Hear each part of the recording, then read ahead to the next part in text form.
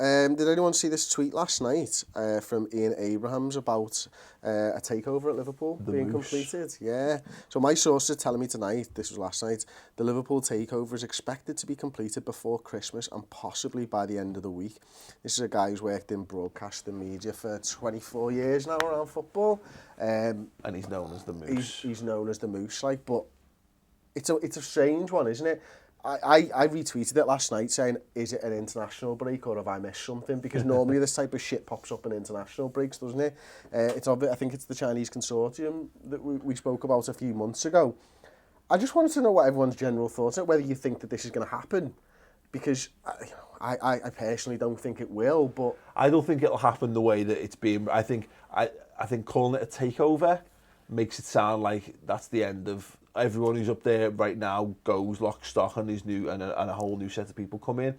From what Tom Werner was saying, was that it would be more likely to be people coming in and injecting some cash, exactly, investing in the club as opposed to a takeover, which I think is very possible.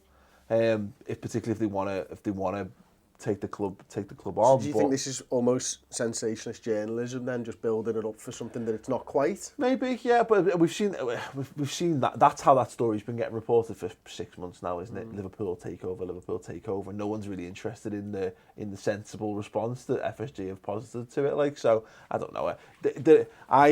Anything coming out of Talksport and Ian Abrahams, I don't hold a great deal of credence to or whatever, I guess, like, but you know, I'd like anything, if it was coming from Tony Barrett or it was coming from probably less so Tony Evans these days, like, but you know, one of those, maybe Paul Joyce. I think he's a bit more beaty. I think he's less ingrained in the, you know, in the inside of the club, like, but yeah, maybe a Paul Joyce. Is it something that you want to see Liverpool do? Yeah.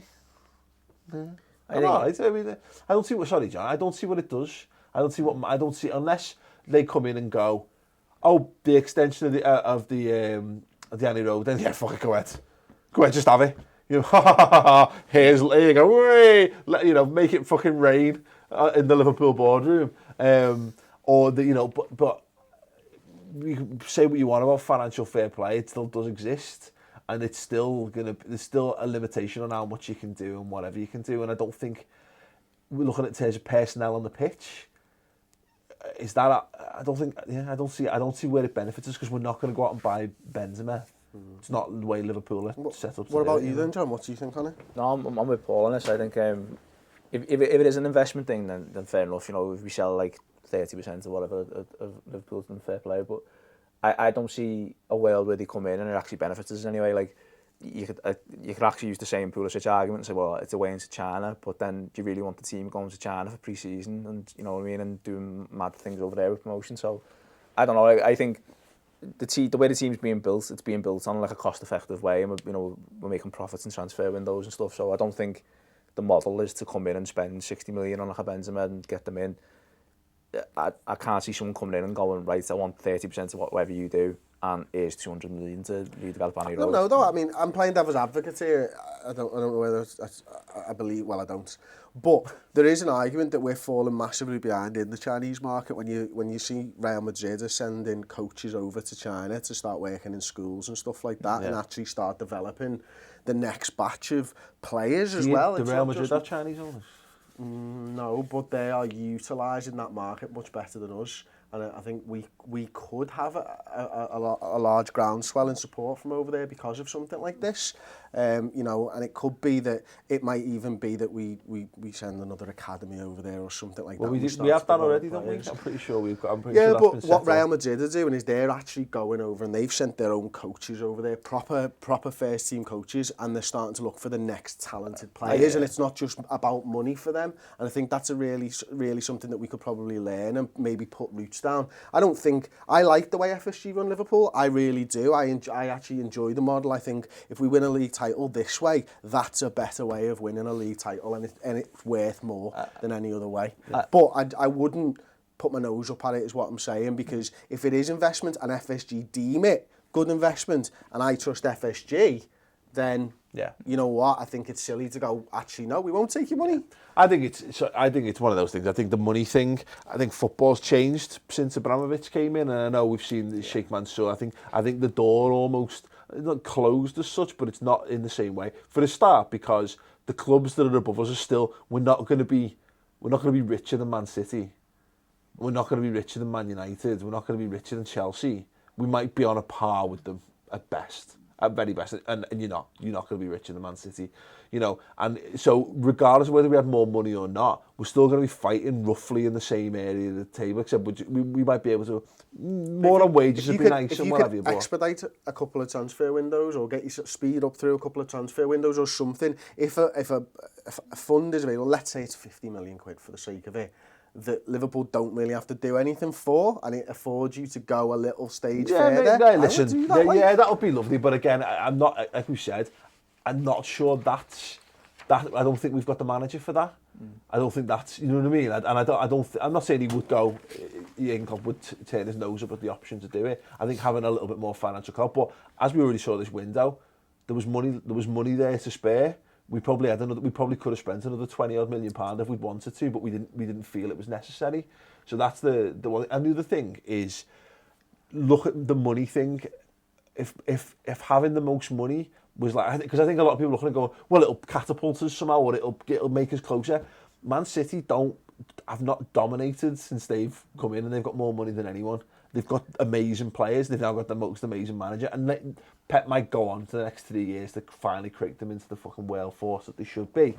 But what have they won a couple of league titles and a couple of FA Cups or whatever in that time since they've had all that money. There's no guarantees one way or the other, is there? I think there's like a growing divide in football between like the two things of either you have the infrastructure and you do it that way, or you do it with the money.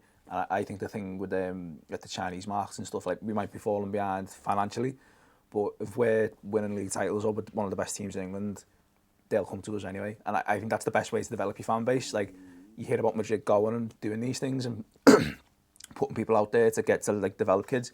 You never hear about what happens to the kids who don't make it, or like don't well, get that's the thing, is that Liverpool do that. Liverpool have opened all the international academies, haven't they? So they actually do have, they've started that foothold. They've started with like the market and stuff, so they released a Liverpool shirt that was basically cost matched against all the fake shirts that were going out in the Far East. So you could buy an official Liverpool shirt for the same price as a fake one to start cashing in on that kind of thing. We already do the Far East tours. It's much like, this is the thing, it's much like the American market, whereby if you could get the next great American hope of a player or something like that, absolutely. Or the next Chinese player comes to Liverpool, that dwarfs everything. Yeah, but the problem with that is that, is the one?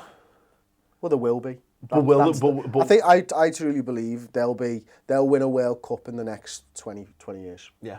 I really do. America or China? China.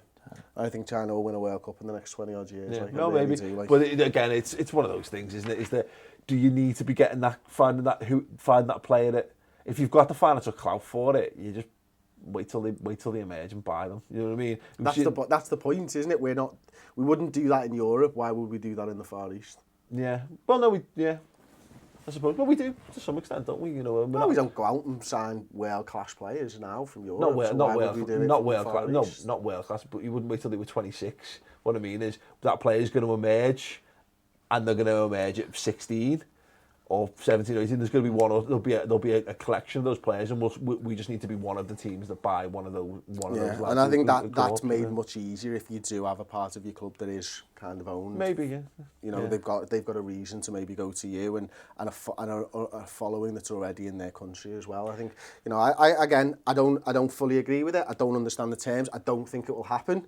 I like the model that FSG are doing. I just wouldn't turn my nose up at something when we don't know the details. Oh, exactly. I think that's exactly what it is. I think from the very, that's the question, am I happy without FSG? Our Liverpool, yeah, absolutely. We've got a boss manager, got some really good players. We've clearly got enough money for the managers to spend on transfers. Things seem to be going quite well on the pitch in general. At the minute, I see no reason to upset the apple cart. I'd be concerned about because we've seen too many circumstances where owners have come in.